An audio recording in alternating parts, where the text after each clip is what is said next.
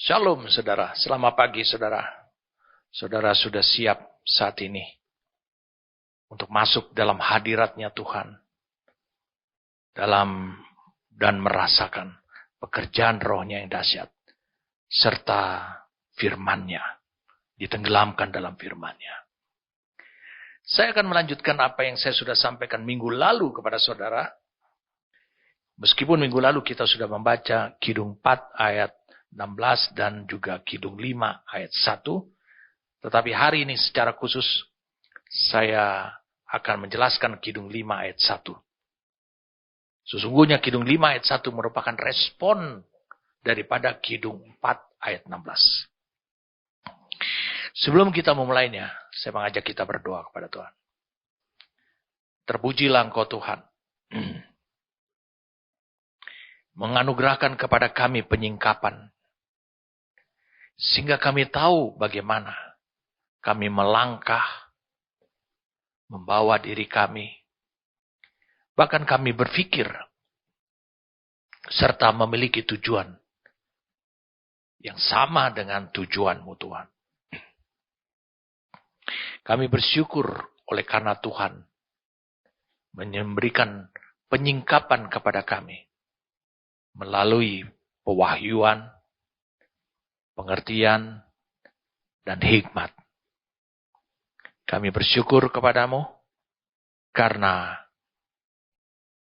kami benar-benar mengalami pekerjaan roh-Mu setiap hari dari apa yang Kau katakan kepada kami, Tuhan.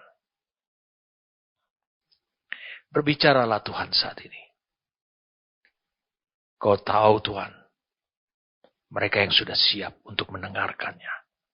Bukan hanya mendengarkannya, tetapi bagaimana ditanamkan, diimpartasikan. Benih firman Tuhan, diimpartasikan. Bagaimana supaya tumbuh kehidupan yang sama seperti yang ada pada diri-Mu Tuhan. Pada diri mereka. Terima kasih Tuhan. Kami siap saat ini. Demi nama Tuhan kami Yesus Kristus. Amin. Mungkin kita baca saja. Kidung 5 ayat 1. Ini adalah respon daripada si gembala, kekasihnya gadis Sunam tersebut. Dikatakan demikian, aku datang ke kebunku, dinda pengantinku. Kukumpulkan mur dan rempah-rempah kumakan. Sambangku dan maduku. Ku minum anggurku dan susuku. Makanlah teman-teman. Minumlah sampai mabuk cinta. Rupanya dia datang bukan hanya sendirian. Dia mengajak teman-teman. Saudara harus lihat di sini. Ini harus menjadi manifestasi kehidupan saudara yang nyata. Minggu lalu saya sampaikan kepada saudara. Dan bahkan Tuhan menantang hidup saudara. Maukah engkau berkata kepada Tuhan? Tuhan datanglah sekarang. Nikmati hari ini. Mulai hari ini. Buah kehidupan yang dihasilkan dari hidupku. Bahkan kau bisa menantang Tuhan. Bukan mencobai, menantang Tuhan. Segera menikmati kehidupanmu. Itu yang dikatakan di dalam Kidung 4 ayat 16. Biarlah itu menjadi doa saudara. Tantangan saudara kepada Tuhan. Saudara menantang Tuhan. Semoga Tuhan datang ke kebunnya dan makan buah yang lezat sekarang. Mengapa? Karena pekerjaan roh dan pekerjaan firman. Membenahi hidup saudara sehingga hidup saudara menghasilkan buah daripada roh Allah yang berkualitas, yang ditunggu, dinantikan oleh Dia. Sekarang kita lihat bagaimana sang kekasihnya itu, si gembala, cepat merespon. Dia bilang, aku datang. Wow. Ini hal yang saudara tunggu-tunggu. Ini, mari kita lihat kembali lagi dalam Amplified Classic Bible. Dia bilang, I have come into my garden. Dia bilang, aku telah datang. Lihat, Tuhan cepat merespon. Dia tidak berlambat-lambat.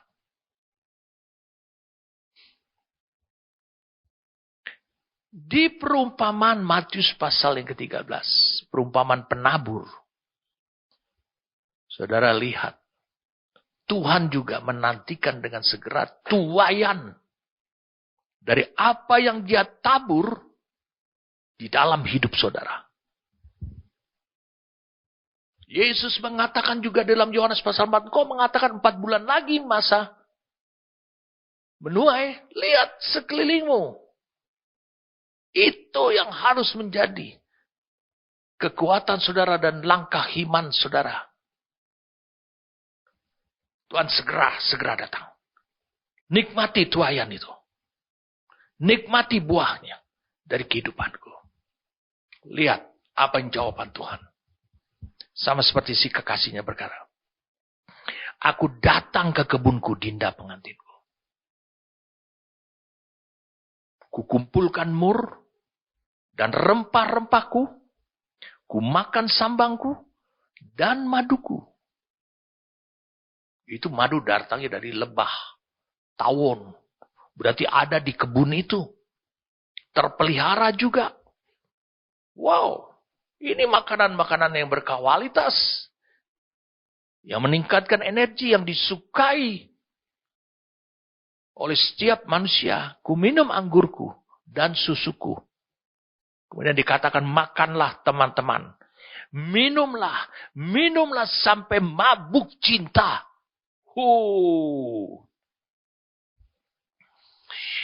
Minumlah sampai mabuk cinta. Arti kata saudara, berkelimpahan. Saya ulangi, sampai mabuk cinta. Arti kata berarti hidup saudara itu berkelimpahan. Tidak hanya menghasilkan buah yang sedikit, tetapi saudara menghasilkan buah yang banyak. Ini menunjukkan bahwa pekerjaan daripada Roh Kudus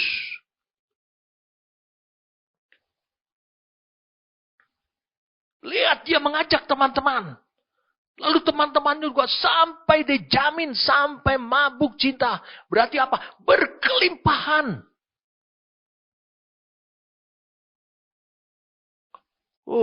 Saudara. Saya berharap saudara mengerti bahwa pekerjaan roh itu bukan untuk memperbaiki hidup saudara saja.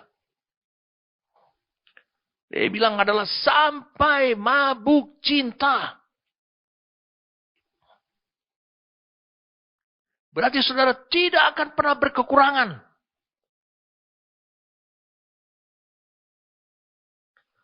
Ini menunjukkan bahwa bukan hanya Kristus saja yang menikmatinya.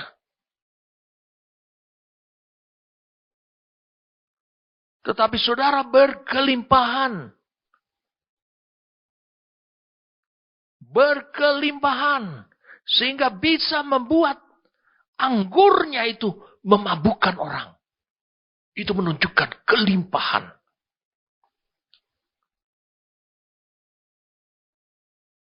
Jadi dan bukan hanya sedikit. Itulah pekerjaan daripada Roh Kudus. Mari kita lihat pertama-tama apa yang dikatakan di ayat-ayat sebelumnya. Nanti kita akan sampai ke sana.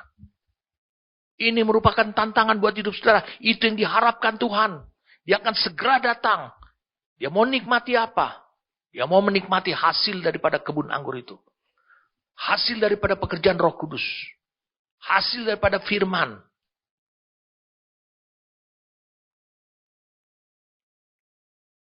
Mengapa di sini dikatakan ke kebunku itu? Yang pertama kalau saudara lihat di sini menonjol sekali disebut oleh pertama kukumpulkan mur. Bukankah minggu lalu atau minggu-minggu sebelumnya saya sudah sampaikan kepada saudara Apa itu yang disebut dengan mur?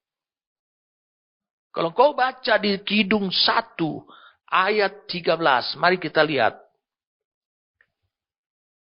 Kidung 1 ayat yang ke-13. Dia bilang, bagiku kekasihku, bagaikan sebungkus mur tersisip di antara buah dadaku. Dia berbicara, mur, kekasihnya itu seperti mur. Itu ada di antara buah dadanya, yaitu menunjukkan hati. Mengapa disebut buah dada? Menunjukkan kedewasaan. Kedewasaan yang bisa menantang birahinya Tuhan, cintanya Tuhan, makin birahi. Lihat buah dada.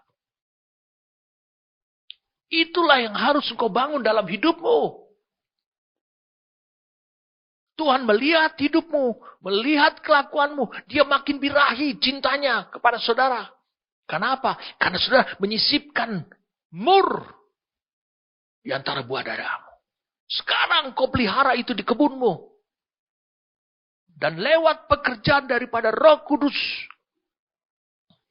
Lewat pekerjaan daripada Roh Kudus. Jadi mur itu, yang tumbuh itu artinya dinikmati oleh sang gembala. Dia ingin menikmati apa yang merajai. Saya ulangi sekali lagi. Dia ingin menikmati. Kristus ingin menikmati bukan hanya buah. Hasil dari perkebunan itu adalah, tapi dia ingin menikmati.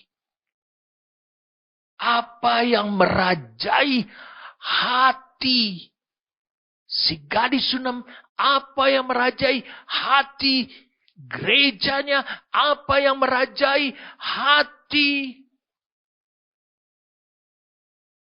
hidup saudara.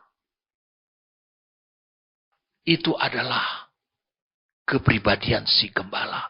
Itu yang merajai hatinya.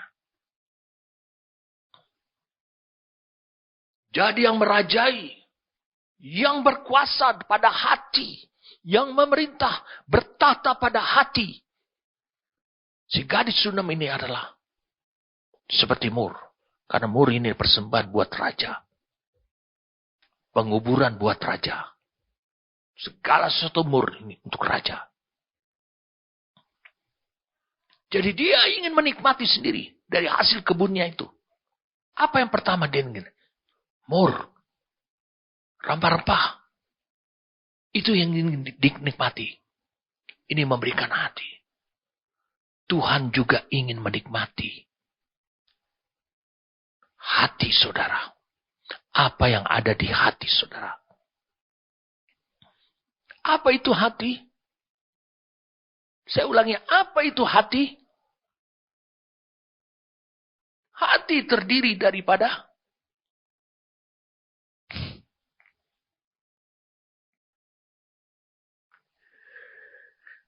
hati itu terdiri daripada hati nuranimu.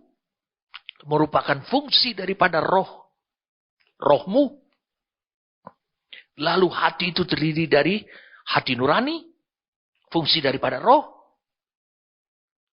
Kemudian pikiran, perasaan, dan kehendak bagian daripada jiwamu.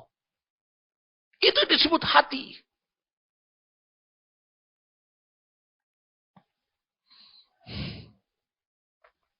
Jadi Tuhan ingin menikmati hati. Berarti Tuhan ingin menikmati bukan hanya apa yang ada dalam rohmu. Rohmu itu dikatakan adalah penurut.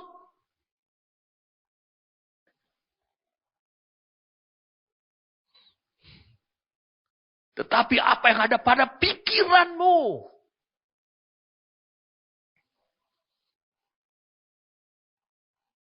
Wah, saudara sekarang akan mengerti. Jangan kau berpikir bahwa engkau saja yang menikmati pikiranmu. Engkau berpikir bahwa engkau saja yang bisa menikmati pikiranmu. Karena itu pikiranku sendiri kok. Oh, jangan kau berpikir. Tuhan ingin menikmatinya. Perasaanmu dan kehendakmu. Itu Tuhan nikmati.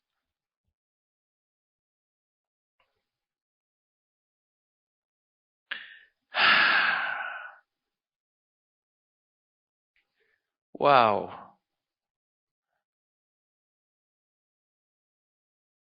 Berarti kita tidak bisa main-main, saudara.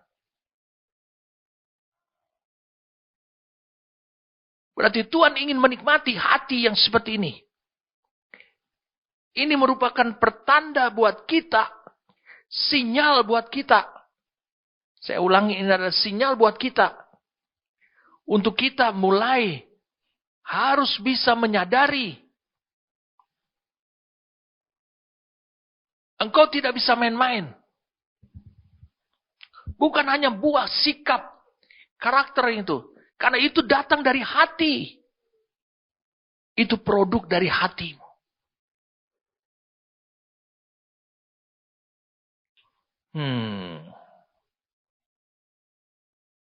Saudara bersyukur pada Tuhan. Bahwa Tuhan menyingkapkan ini.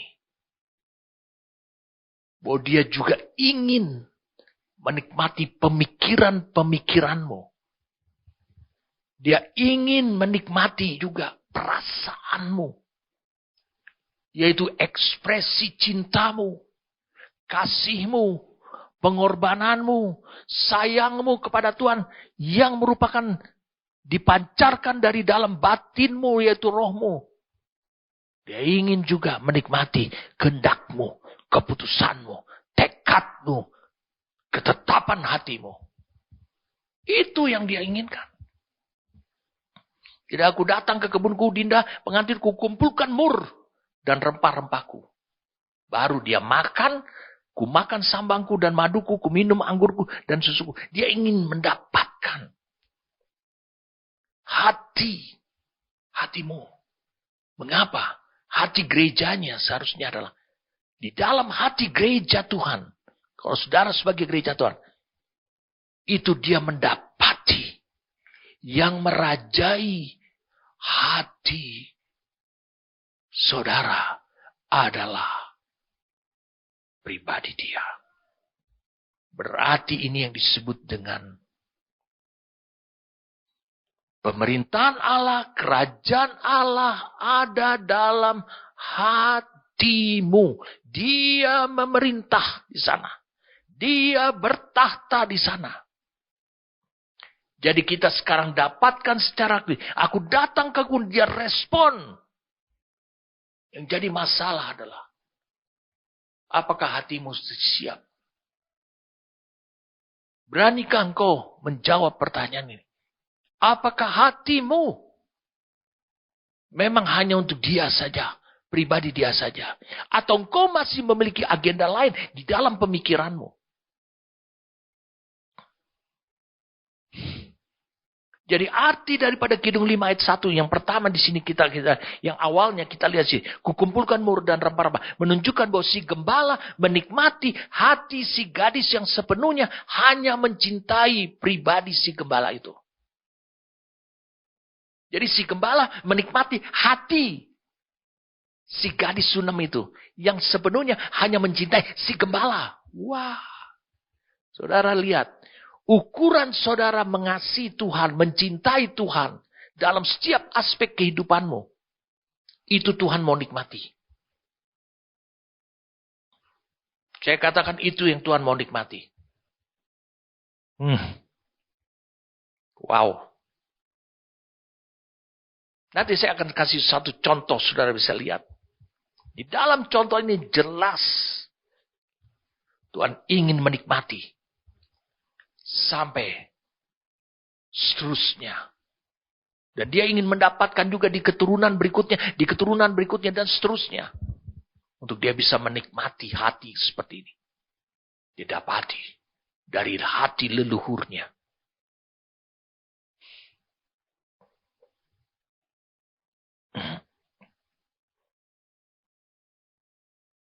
Jadi saudara lihat.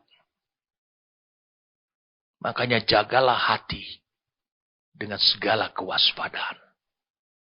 Coba saudara lihat ayatnya. Jagalah hati dengan segala kewaspadaan. Karena dari situlah terpancar kehidupan.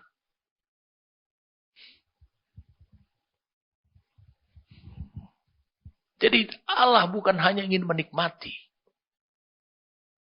Apa yang bisa kau tunjukkan melalui sikap.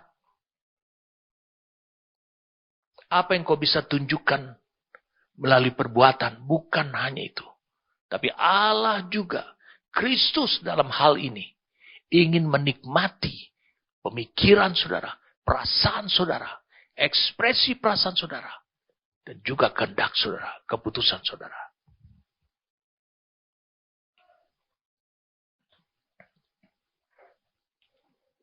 Mari kita lihat satu contoh. Di Alkitab yang nyata-nyata. Tuhan ingin menikmatinya seterusnya. Hati daripada orang ini. Hati daripada hambanya. Kita lihat sama-sama.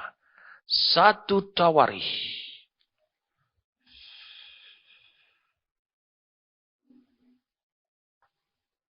1 Tawarikh 29. Mungkin nanti kita akan baca mulai dari ayat 10. 1 Tawarikh 29.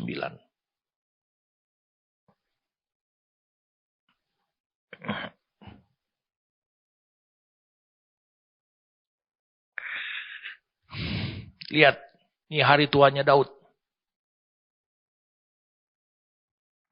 Lalu Daud memuji Tuhan di depan mata segenap jemaah itu. Berkatalah Daud, terpujilah Engkau, ya Tuhan, Allahnya Bapa kami Israel, dari selama-lamanya sampai selama-lamanya. Ya Tuhan, dia bilang, punyamulah kebesaran dan kejayaan, kehormatan, kemasyuran, dan keagungan, ya segala-galanya yang ada di langit dan di bumi, ya Tuhan, punyamulah kerajaan. Dan Kau yang tertinggi, itu melebihi segala-galanya sebagai kepala. Perhatikan lanjut. Sebab kekayaan dan kemuliaan berasal daripadamu. Kekayaan itu apa? Kekayaan yang ada pada diri Daud. Dan Engkaulah yang berkuasa atas segala-galanya. Dalam tangan-Mu lah kekuatan dan kejayaan. Ini yang dihasilkan dalam hidupnya Daud. Dalam tangan-Mu lah kuasa membesarkan dan mengokohkan segala-galanya. Sekarang ya Allah, sekarang ya Allah kami bersyukur kepadamu dan memuji nama-Mu yang agung itu. Perhatikan, lihat. Sudah apa yang dialami oleh Daud? Kekayaan, kemuliaan, kekuasaan, kemudian kekuatan, kejayaan. Semua dari tangan Tuhan. Sekarang ya Allah kami bersyukur kepadamu dan memuji nama-Mu yang agung itu. Sebab siapakah aku ini? Dan siapakah bangsaku? Sehingga kami mampu memberikan persembahan sukarela seperti ini. Sebab daripadamu lah segala-galanya dan dari tangan-Mu sendirilah persembahan yang kami berikan kepadamu. Ini apa nih persembahannya nih? Kita perlu jelas dulu dong. Ini persembahannya apa nih? Mari kita lihat dari ayat yang pertama. Berkatalah Raja Daud kepada segenap jemaah itu, Salomo anakku yang satu-satunya dipilih Allah adalah masih muda dan kurang berpengalaman. Sedang pekerjaan ini besar. Sebab bukanlah untuk manusia bait itu, melainkan untuk Tuhan Allah. Dengan segenap kemampuan aku, berarti Daud bilang, segenap kemampuan dia, kekuatan yang pada dirinya, aku telah mengadakan persediaan untuk rumah Allahku, untuk bait suci. Yakni emas untuk barang-barang emas, perak untuk barang-barang perak, tembaga untuk barang-barang tembaga, besi untuk barang-barang besi, dan kayu untuk barang-barang kayu, batu permata syoham dan permata tahan, batu hitam dan batu permata yang berwarna-warna, dan segala macam batu-batu mahal, dan sangat banyak pualam. Lagi pula oleh karena cintaku kepada rumah Allahku. Cinta kepada rumah Allah. Mengapa dia cinta kepada rumah Allah? Sebab kalau rumah Allah sudah berdiri, karena dasarnya cinta, apa? Allah akan diam di sana. Menarik sekali. Maka sebagai tambahan, dia katakan bukan sebagai persembahan utama, tapi tambahan pada segala karena cinta. Kalau saudara mencintai Tuhan, saudara akan memberikan lebih. Kalau saudara hanya percaya kepada Tuhan, saudara hanya memberi menurut ukuran saudara. Tapi kalau saudara mencintai Tuhan, saudara akan memberikan tambahan. Ini penting. Ingat di gereja kami dan dalam hidup saya tidak pernah memberikan atau menagih-nagih. Ini masih kurang, ini kurang. Saudara kenapa pelit? Tidak perlu. Tapi saudara lihat sebagai tambahan. Pada segala yang telah kusediakan bagi rumah kudus. Aku dengan ini memberikan kepada rumah Allahku dari emas dan perak kepunyaanku sendiri. Bukan punyanya Israel. Tapi kepunyaan pribadi. 3.000 talenta emas. Dari emas Ofir.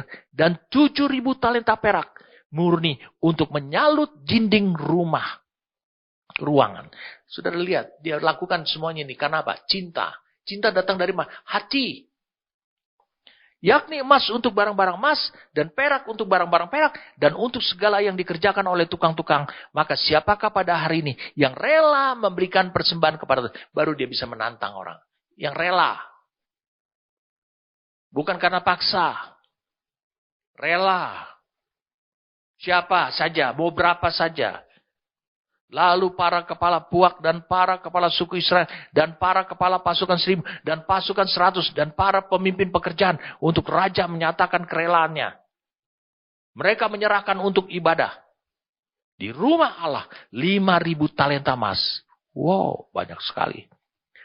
10.000 dirham, 10.000 talenta perak, dan 18.000 talenta tembaga, serta 100.000 talenta besi. Siapa yang mempunyai batu permata menyerahkan kepada Yehiel orang Gerson itu untuk perbendaharaan rumah Tuhan. Lihat ayat 9. Ini penting. Bangsa itu bersuka cita karena kerelaan mereka masing-masing, sebab dengan tulus hati. Bukan karena paksaan, bukan karena mereka rakyatnya Daud. Mereka memberikan persembahan sukarela kepada Tuhan. Juga Raja Daud sangat bersuka cita. Hati yang memberi. Hati yang mau berkorban. Meskipun itu adalah milik pribadi mereka. Jadi ini menggenapkan apa yang menjelaskan dari ayat yang 19. Sebab siapakah aku ini? Dan siapakah bangsaku? Sehingga kami mampu memberikan persembahan sukarela seperti ini. Sebab daripadamu lah segala-galanya, dan dari tanganmu sendirilah persembahan yang kami berikan kepadamu. Sebab kami, perhatikan, adalah orang asing di hadapanmu dan orang pendatang, sama seperti nenek moyang kami, sebagai bayang-bayang. Saya katakan sebagai bayang-bayang hari-hari kami di atas bumi dan tidak ada harapan. Ya Tuhan Allah kami, segala kelimpahan bahan-bahan yang kami sediakan ini untuk mendirikan bagimu rumah bagi namamu yang kudus adalah dari tanganmu sendiri dan punyamu lah segala-galanya. Rupanya hanya numpang lewat. Dia dapat diri mereka. Saudara bisa lihat, temukan di sini. Apa yang luar biasa. Sikap mereka. Cara berpikir mereka. Daud dan orang Israel pada waktu itu ada yang luar biasa adalah hati mereka. Saya menemukan di dalam gereja juga seperti itu. Banyak orang kalau mikirin untuk anak kandungnya, wow, segala macam. Ya, segala macam. Tapi kalau ada orang lain dia bisa menderita sakit, boro-boro tergurbis. Dia akan memberikan persembahatan hanya sedikit. Tuhan Allah saya tidak pernah mengajarkan saya begitu. Saya dengan Mam Teti. Saya melihat. Dan saya tidak melihat uang saya. Ini orang harus segera dibantu.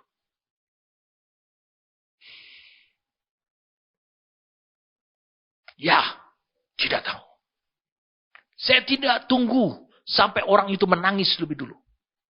Tapi kalau itu menyangkut, mempengaruhi destiny orang itu.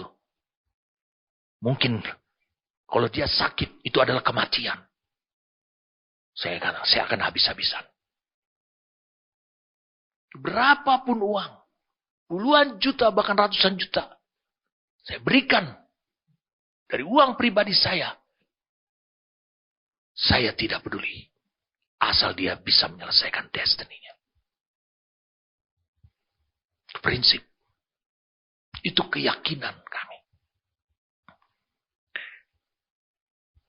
Kemudian ayat yang ke-17.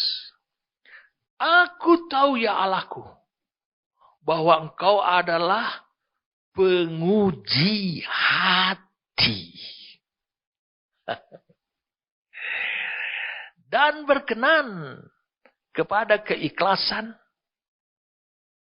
Lihat, sukarela.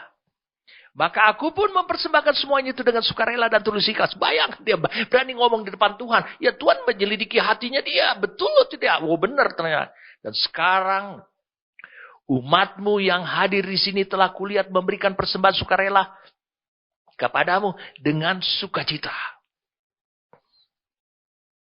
Saudara tangkap sini. Rupanya yang dinikmati oleh Tuhan bukan bangunan yang nanti diselesaikan oleh Salomo dengan emasnya, dengan besi-besi, tembaga, perak, marmer, dan semua batu-batu yang mahal. Lihat di sini apa yang dikatakan oleh Alkitab. Ayat 18. Ya Tuhan Allah Abraham, Ishak dan Israel, Bapa-bapa kami. Ini maksudnya Abraham, Ishak, dan Israel. Bapa leluhur. Peliharalah. Dia bilang, dia berseru kepada Tuhan. Peliharalah untuk selama-lamanya kecenderungan hati umatmu yang demikian ini. Dan tetaplah tunjukkan hati mereka kepadamu. Berarti dalam setiap generasi demi generasi, Tuhan selalu ingin menikmati hati. Hati yang seperti ini. Maka dikatakan peliharalah. Untuk selama-lamanya. Bagaimana pelihara? Pekerjaan roh, firman.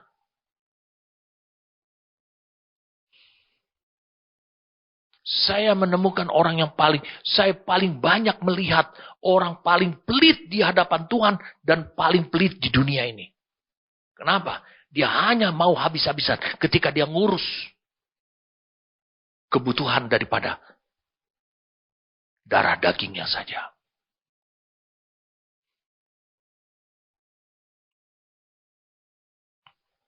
Wow.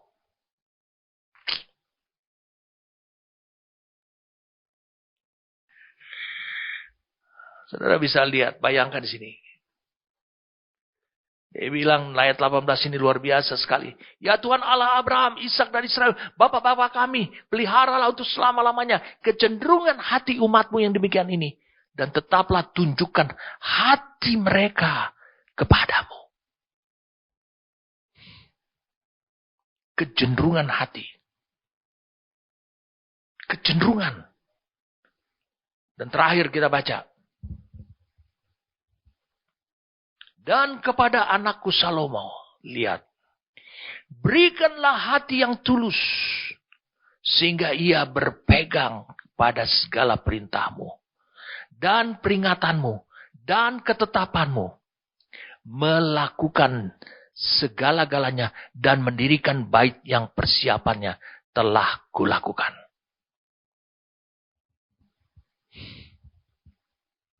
Oke, kita baca aja. Sampai ayat 20 mungkin. Kita baca sampai ayat 20. Sorry, saudara.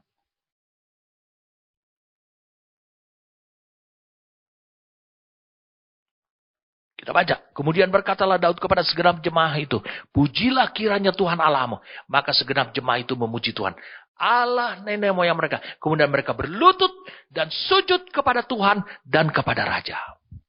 Ada beberapa poin yang saudara bisa lihat di sini. Yang telah kita baca tadi. Sukarela, tulus hati, ikhlas. Mereka bergembira. Lalu mereka memiliki kekuatan dari dalam batin mereka. Hati mereka memiliki kekuatan untuk menambah karena cinta mereka.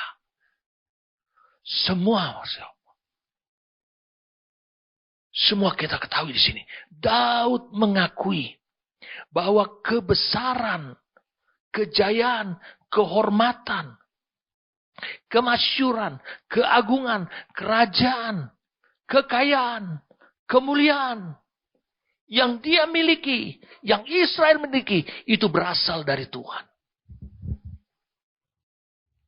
Dia tahu. Saudara bisa lihat itu ayat 11. Ayat 12. Lihat pada tayangan semua. Kemudian ayat yang ke-16. Semua materi, bahan-bahan yang merupakan menunjukkan nilai kekayaan buat hidup mereka. Mereka miliki, itu dikatakan berasal dari Tuhan. Saya ingin supaya saudara menyadari ini yang diharapkan Tuhan dari hidup saudara. Dia menikmati hati. Berapa banyak engkau memiliki uang, berapa banyak, bisakah engkau mengatakan dalam batinmu hari ini di hadapan Tuhan. Itu semua berasal dari Tuhan dan milikmu. Mungkin kau hanya berani mengatakan, itu semua berasal dari Tuhan. Dan Tuhan memberkati aku. Berani kau mengatakan, itu berasal dari Tuhan. Dan itu milikmu Tuhan.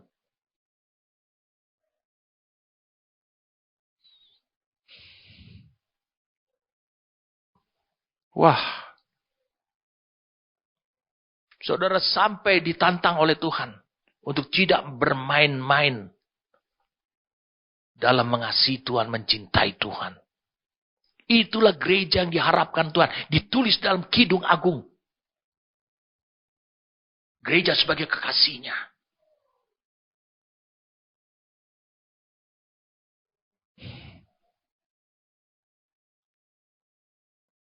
Lihat apa yang dilakukan oleh Daud.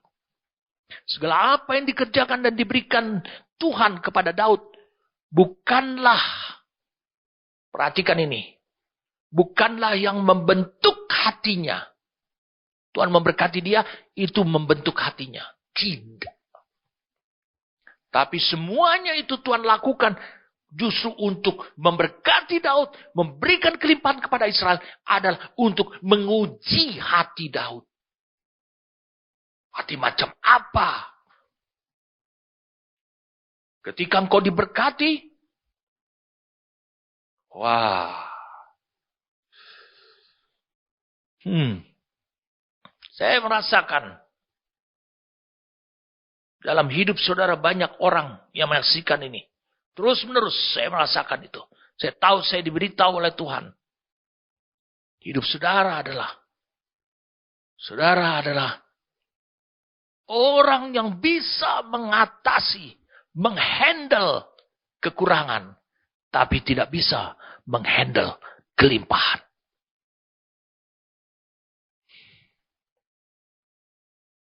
Ya, saya mau tunjukin pada saudara. Mari kita lihat sama-sama. Kita lihat sama-sama. Dalam Kitab Korintus, maksud saya coba cari.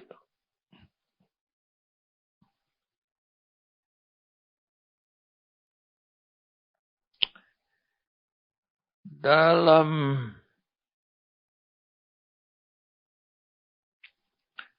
Kitab Korintus, Filipi.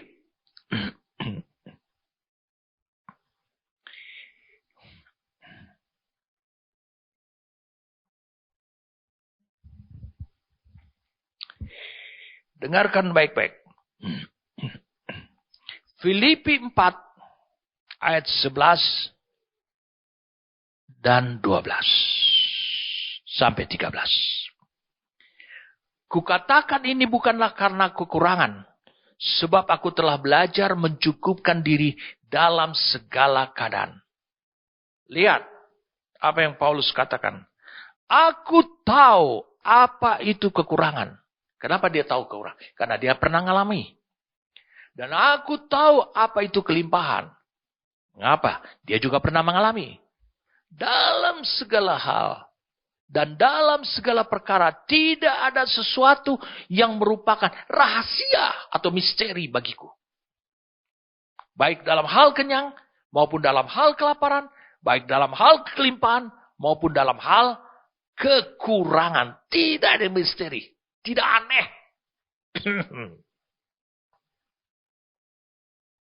Tapi coba lihat di sini. Ayat 13-nya luar biasa. Apakah saudara memiliki hal ini? Segala perkara dapat kutanggung di dalam Dia memberikan kekuatan kepadaku. Sebagian orang dan kebanyakan di antara saudara, saudara bisa menanggung semua perkara kekurangan. Tapi engkau tidak bisa menanggung ketika engkau berkelimpahan. Daud, dia bisa mengalaminya. Daud, dia bisa menanggungnya. Kenapa? Itu semua milikmu. Jadi coba, saudara. Beranikah saudara untuk menantang Tuhan? Meminta Tuhan. Berseru kepada Tuhan untuk menguji hatimu. Dengan berkata, Tuhan, semua kelimpahan ini, aku punya kekuatan untuk menanggungnya. Apa itu? Apa yang telah dikatakan dengan tulus hati oleh Daud?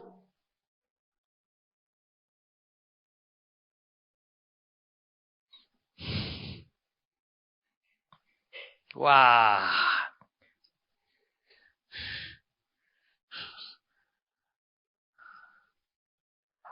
Saya yakin saudara mulai terdiam. Saya merasakan. Saya tahu. Di dalam roh saya, saudara mulai terdiam. Saudara tidak sanggup untuk hidup seperti ini. Saya katakan ini persoalannya bukan persoalan bagaimana saudara diberkati. Bukan persoalan itu. Tapi ini persoalan adalah persoalan hati. Saya katakan sekali lagi hati.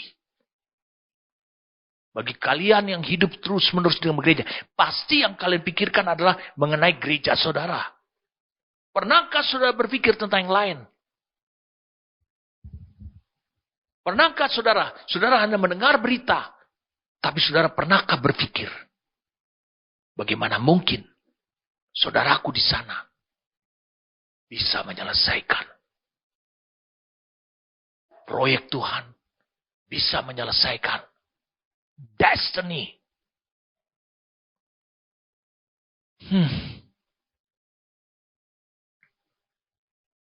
Jadi yang Tuhan inginkan adalah hatimu.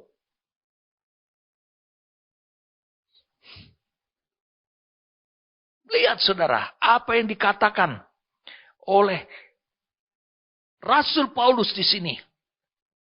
Aku tahu apa itu kekurangan. Aku tahu apa itu kelimpahan. Tapi yang terpenting, segala perkara, mau kekurangan dan kelimpahan. Berapa banyak di antara saudara mengalami kelimpahan daripada Tuhan dan diberkati oleh Tuhan. Bisakah saudara memiliki kekuatan untuk menghandle kelimpahan itu dengan berkata seperti Daud? Itu kekuatan dari Tuhan. Itu kasih karunia. Kalau ada orang miskin sama seperti Lazarus yang miskin dan borok itu, dia memiliki kasih karunia karena iman untuk menanggung sampai matinya. Dia mati karena sakit, dia mati karena kelaparan, tapi dia mampu menanggungnya tanpa berkeluh kesah. Tetapi sekarang saya balik, bagaimana kalau Tuhan memberkati hidup saudara?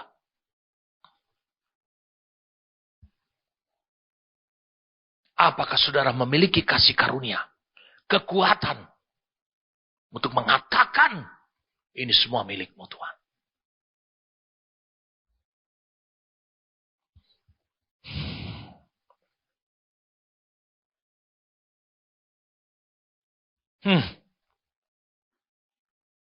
Mungkin kau berkata, kau mulai berpikir sekarang.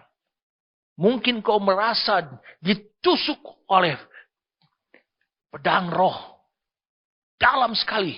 Mengapa? Karena gambaran pedang roh itu menunjukkan pertentangan atau peperangan. Allah memerangi apa yang ada pada hati saudara.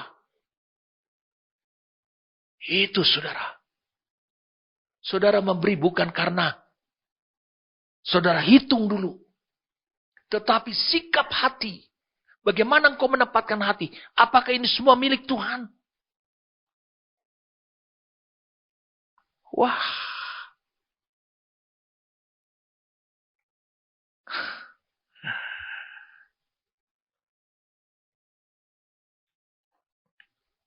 Kalau orang memilih untuk mau kekurangan atau mau kelimpahan, semua berlomba-lomba akan memilih mau kelimpahan. Tapi saudara tidak mengerti.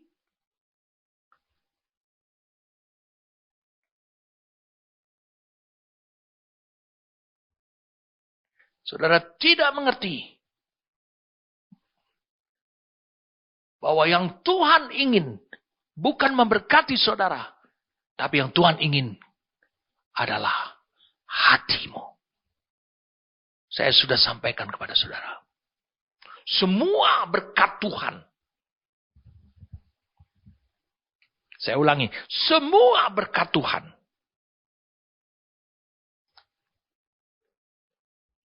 yang mendatangi hidupnya. Saya ulangi, yang mendatangi hidupnya siapa? Yang mendatangi hidupnya Daud. Semua.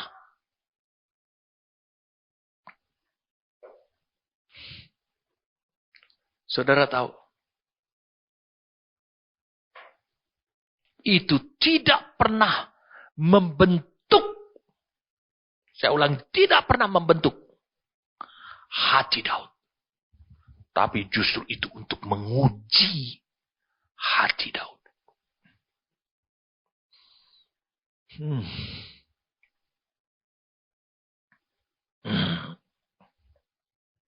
Wow, ini luar biasa nih Daud nih. Saya katakan makanya Yesus, dia katakan adalah permohonan Daud. Saya ulangi, permohonan Daud kepada Allah Tuhannya. Dia berdoa meminta supaya tahta Daud kekal untuk selama-lamanya. Apa yang memerintah pada dirinya Daud, yang berkuasa menduduki kehidupannya, biarlah itu, yaitu hatinya. Biarlah hatinya itu berkuasa terus-menerus. Dan Yesus juga demikian. Dia mengorbankan dirinya. Segala-galanya dia berikan, diserahkan untuk orang. untuk habis-habisan dengan Allah. Tidak ada yang disisakannya. Kita lihat di sini, saudara. Lihat. Doanya Daud. Dia bilang, bukanlah peliharalah kehidupan. Saudara baca di ayat 18. Dia bilang, ya Tuhan Allah Abraham, Ishak, dan Israel, bapak-bapak kami, peliharalah untuk selama-lamanya kecenderungan hati umatmu yang demikian ini. Peliharalah. Saudara sekarang bisa hubungkan ini dengan kitab Kidung Agung. Kidung Agung 4, ayat 12. Kidung Agung 4, ayat sebelumnya, ayat 15. Kebun dipelihara. Ya. Jadi kecenderungan hati umat itu seperti kebun. Itu yang dinikmati oleh Tuhan. Seperti apa yang dialami oleh si gadis Sunem tersebut.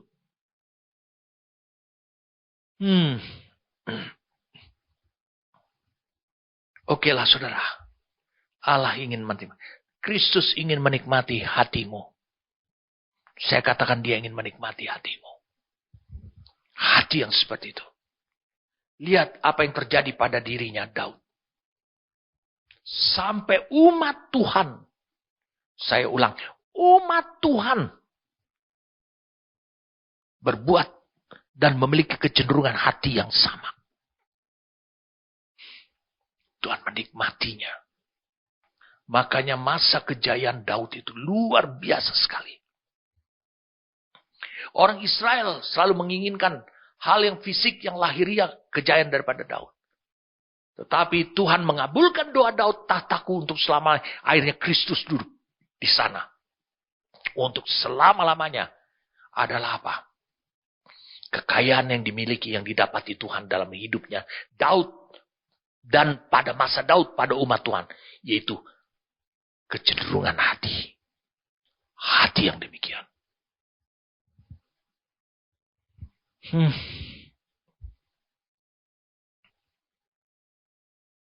Baiklah saudara. Di sini perlu saudara ditantang. Stop. Berhenti untuk terus meminta Tuhan memberkati saudara. Tuhan pasti akan memberkati saudara. Karena engkau adalah umatnya, orang percaya. Dia terikat pada janji. Tapi, bisakah kau mulai dari hari ini lagi selalu mencari Tuhan apa yang kau butuhkan? Apa yang kau cari dari hidupku? Itu penting, saudara. Apa yang kau harapkan dari hidupku? Supaya kau bisa menikmatinya. Kau menyukainya. Wow. Mari kita lihat sekarang. Dan dia berdoa juga buat Salomo. Generasi berikutnya. Berikan hati yang tulus. Sehingga berpegang pada seluruh perintah. Segala perintahmu dan peringatanmu. Dan ketetapanmu. Melakukan segalanya. Dan mendirikan bait. Mendirikan bait yang persiapannya telah kulakukan.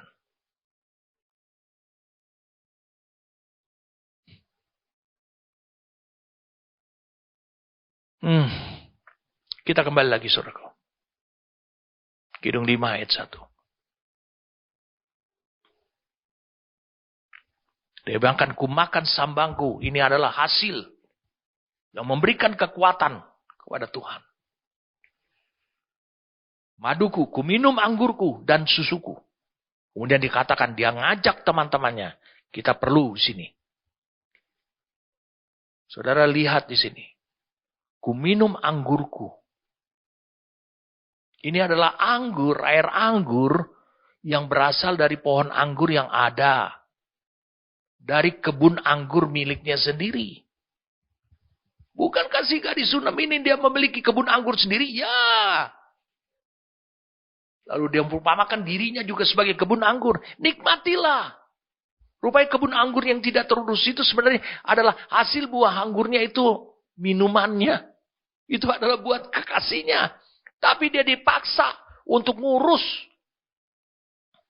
kebun anggur milik saudara-saudaranya.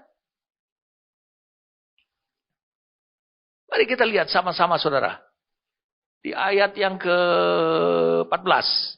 Bagiku kekasihku setangkai bunga pacar di kebun-kebun anggur En-Gedi.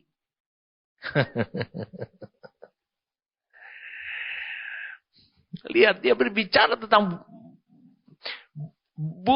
anggur. Tapi di En-Gedi. Saudara bisa bayangkan, di En-Gedi tersebut itu tidak ada. Bukan tempat pokok untuk tanaman anggur. Dia ingin nunjukin bahwa itu menunjukkan kelangkaan. Saudara bisa lihat ketika dia berkata bahwa dia hitam. Itu karena apa dia hitam? Ya karena dia ngurusin kebun anggurnya aja terbengkalai. Tapi dia mengurusin kebun anggur milik saudara-saudara dan dipaksa. Dan dia nggak pernah mengeluh tentang saudara-saudara. Karena apa? Karena itu membentuk karakternya dia. Itu tangan Tuhan. Jadi itu minum anggur. Jadi saudara bisa lihat. Hari ini. Si gadis Sunam itu. Bisa mewujudkan. Bahwa sang kekasih. Menikmati hasil pekerjaannya dia. Dari kebun anggurnya dia. Mari kita lihat sekarang. Lanjut lagi. Nah, di sini dikatakan makanlah teman-teman, minumlah. Wah. Makanlah teman-teman. Minumlah. Mungkin ditulis sampai mabuk cinta, oke lah. Kita berbicara tentang teman-teman sang kekasih si gembala tersebut. Siapa ini? Saudara harus bisa menyadari. Ternyata yang menikmati hati seperti Daud, hati seperti ini, buah daripada pekerjaan roh dan firman dalam hidup saudara. Hati yang seperti ini dinikmati oleh Tuhan pada hidup saudara. Saudara bisa bayangkan, siapa? Ternyata teman-temannya juga menikmatinya. Sahabat-sahabat dari Kristus menikmatinya. Siapa sahabat-sahabat dari Kristus? Mari kita lihat sama-sama. Yohanes pasal yang ke-15. Mulai dari ayat yang ke-14.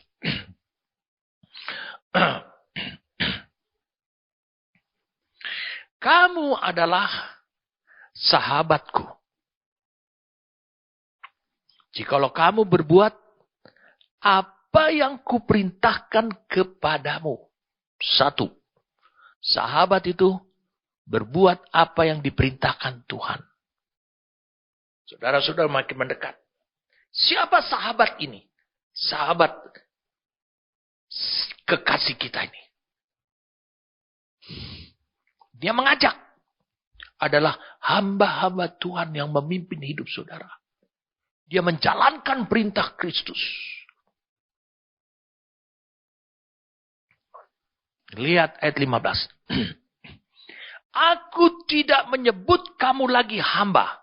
Sebab hamba tidak tahu apa yang diperbuat oleh tuannya.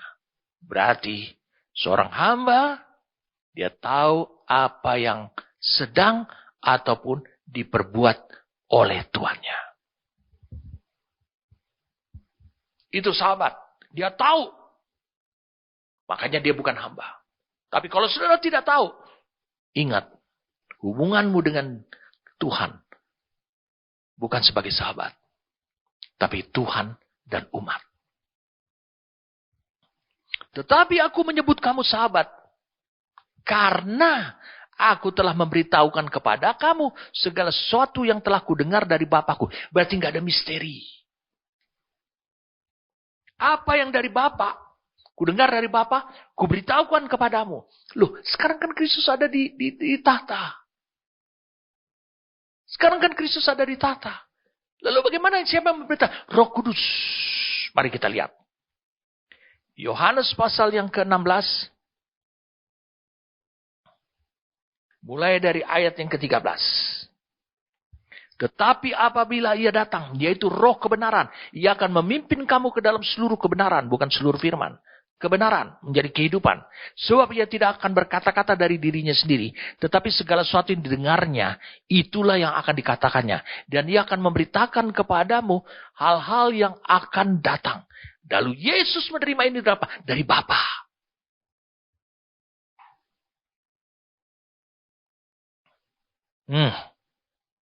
Saudara sudah makin mengerti sekarang. Sekarang kita lihat di sini. Berarti ini adalah hamba-hamba Tuhan. Dia bekerja melakukan menurut kehendaknya Allah. Pada hidup saudara. Saya tuh tetap heran kadang-kadang lihat. Ada banyak orang. Dia selalu berpisah dengan hamba-hamba Tuhan. Saya tidak tahu, mengerti. Apa yang orang-orang ini cari. Sebenarnya di dalam Tuhan. Dan pada Tuhan. Tapi aku menyebut kamu sahabat karena aku telah memberitahukan kepada kamu segala sesuatu yang telah kudengar dari Bapakku. Tidak ada yang rahasia. Tiap minggu, saudara mendengarkan live streaming ini sudah menjelang 4 tahun lebih, saudara. Saudara mendengarkan live streaming ini tiap minggu.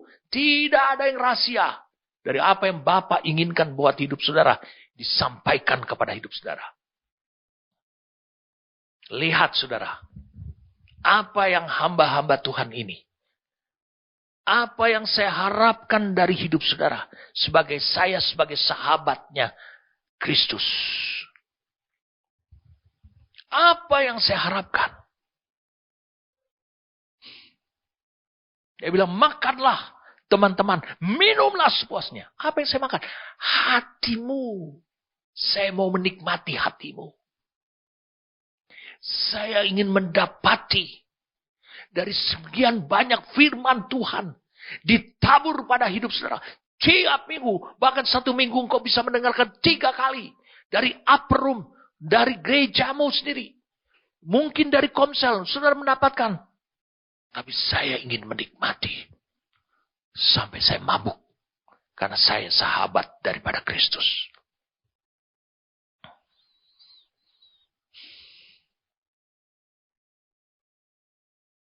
Wah. Saya sudah jelaskan tadi. Sampai mabuk cinta. Wah, itu menunjukkan hati saudara itu berkelimpahan hasilnya. Terlihat kekayaan dan kelimpahannya. Saudara menunjukkan bahwa saudara berkelimpahan dan bukan hanya sedikit. Hatinya yang ingin ku nikmati.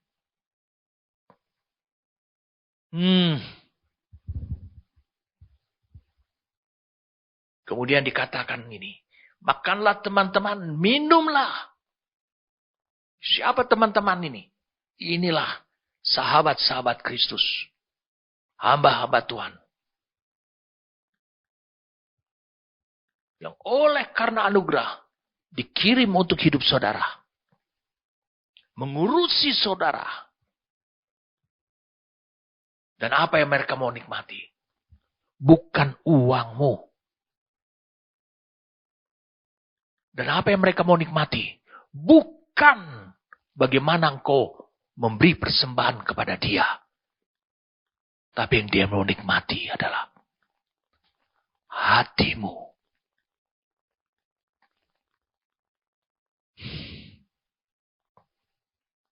2 Korintus, mari kita lepas dulu dari Yohanes 15 ini. 2 Korintus, sorry saudara. Yohanes 3.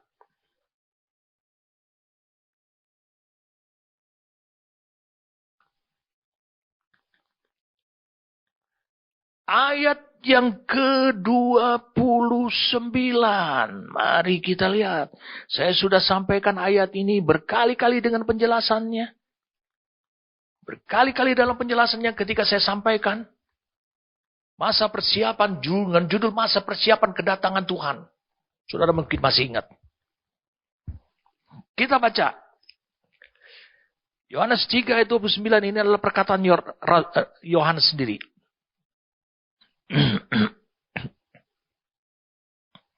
Kita lihat diperteguhkan dengan ayat di 28. Kamu sendiri dapat memberi kesaksian bahwa aku telah berkata, aku bukan Mesias, tetapi aku diutus untuk mendahuluinya. Yang empunya mempelai perempuan, perhatikan, yang punya mempelai perempuan, ialah mempelai laki-laki. Ini artinya suami tunangannya.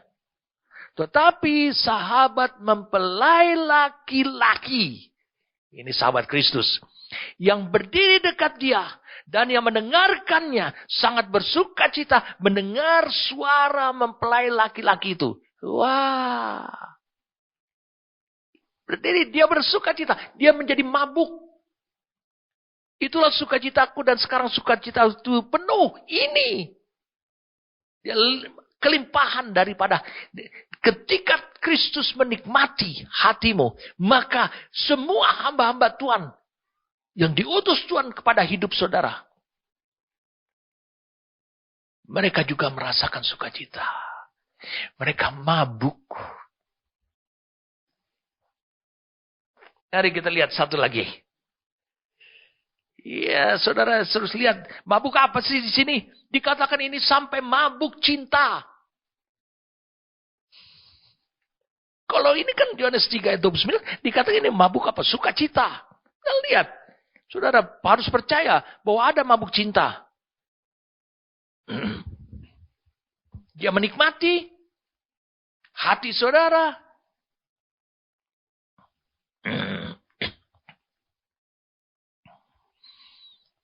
2 Korintus 11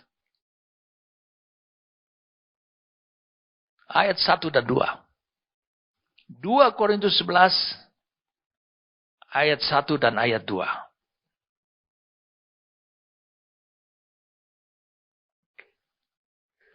Alangkah baiknya jika kamu sabar terhadap kebodohanku yang kecil itu. Memang kamu sabar terhadap aku. Sebab aku cemburu kepada kamu dengan cemburu ilahi. Karena aku telah mempertunangkan kamu kepada satu laki-laki untuk membawa kamu sebagai perawan suci kepada Kristus. Hamba-hamba Tuhan ini bekerja, membenahi hidup saudara. Dia menjadi tangan Allah. Dia menjadi visinya Allah. Dia menjadi rencananya Allah. Dia menjadi rancang bangunnya Allah. Untuk merancang, membentuk hidup saudara. Menjadi istri tunangan Kristus. Tetapi saudara, selama dia berjalan, dia juga menikmati hati saudara itu. Maka dikatakan, digunakan kata, aku cemburu. Berarti dia ada perasaan cinta juga. Maka dia sampai mabuk cinta, menikmati cinta saudara kepada Kristus. Luar biasa saudara. Wah, luar biasa. Saya juga berhak untuk menerima, menikmati hati saudara. Saya bersyukur kepada Tuhan. Ada beberapa orang yang saya layani. Saya tidak katakan tidak banyak. Tapi ada beberapa orang yang saya layani. Saya bisa menikmati hatinya. Dan saya bisa mabuk. Saudara tahu kan orang mabuk cinta itu apa-apa. Yang dia rindukan hanya yang itu-itu aja. Itu namanya orang mabuk cinta. Wah. Kita sudah clear sekarang bagaimana Tuhan merespon kita. Dengan cepat kerinduan kita. Segera datang. Semoga kekasihku katanya. Di Kidung 4 ayat 16. Kekasihku itu datang ke kebunku dan menikmati buah lezat. Ternyata ketika dia datang. Dia bawa teman-teman sahabat-sahabatnya. Mengapa? Bukan untuk menikmati berkat-berkat kelimpahan hidup saudara. Bukan. Tapi dia datang untuk menikmati apa? Bersama dengan teman. Yang paling utama adalah hatimu. Hati yang sudah diuji. Seperti Daud. Wah. Ini harus menantang hidup saudara. Saya katakan ini harus menantang hidup saudara. Bisakah saudara hidup dan berani menantang Tuhan? Tuhan segera datang. Nikmati pekerjaan roh dan firman dalam hidupku. Lalu kemudian Tuhan datang dan melihat hati. Makanya Tuhan itu menyelidiki hati. Tuhan mencari hati. Tuhan ingin dia mendapati hati saudara seperti apa. Wow. Terima kasih Tuhan. Bahkan saya ingin katakan pada saudaraku. Jangan memberangus lembu yang sedang mengirik. Saudara lihat ayatnya pada tayangan. Jangan memberangus lembu sedang mengirik. Lembu itu bekerja, dia sedang mengirik hasil kebun, hasil tanaman, tapi dia boleh dong makan. Ya, itulah hamba-hamba Tuhan. Jangan selalu curiga kepada hamba-hamba Tuhan. Tidak semua hamba Tuhan seburuk yang ada di pikiranmu. Masih ada hamba-hamba Tuhan yang hidup seperti apa yang dikatakan dalam Kidung 5 ayat 1 ini. Dia menjadi sahabat-sahabat daripada Kristus. Bekerja untuk hidup saudara, diutus kepada hidup saudara. Biarlah juga dia makan sepuasnya kehidupan hatimu. Itu yang Tuhan inginkan, saudaraku. Amin.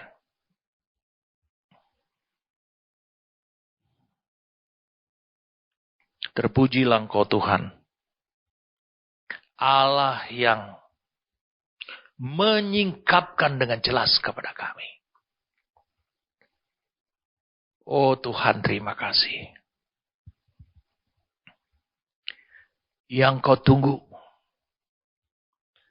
bukanlah bagaimana apa yang kami perbuat terhadap segala kelimpahan yang Kau berikan kepada kami.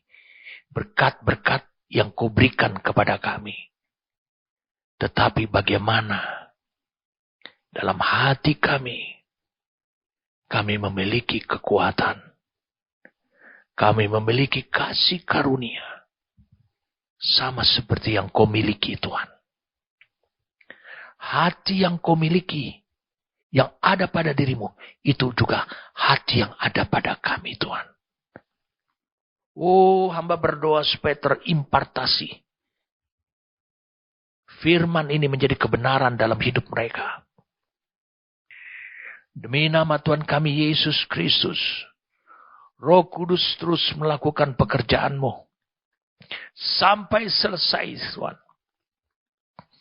Dan oleh firman yang disingkapkan pada hari ini dengan bahasamu sendiri, biarlah itu memberikan pengertian dan hikmat untuk mewujudkannya. Melakukan perubahan. Membangun kembali lagi hati yang sejati yang ada padamu, Tuhan. Terima kasih untuk firman-Mu ini. Kami bersyukur karena Engkau sendiri yang mau Tuhan membentuk hati kami. Lalu kemudian menguji hati kami. Lalu kemudian Engkau juga yang menikmati hati kami, Tuhan. Terima kasih, Tuhan. Terima kasih. Karena Engkau menyingkapkan kepada kami harapan-Mu kepada kami sebagai gereja yang adalah kekasih-Mu, Tuhan. Apa harapan-Mu, Tuhan, kepada kami? Terima kasih, Tuhan. Kami siap saat ini. Kami siap, Tuhan, menjadi jawaban atas harapan-Mu. Terpujilah Engkau yang mengerjakannya. Terpujilah engkau yang merancangnya. Terpujilah engkau yang menikmatinya. Demi nama Tuhan kami Yesus Kristus. Amin.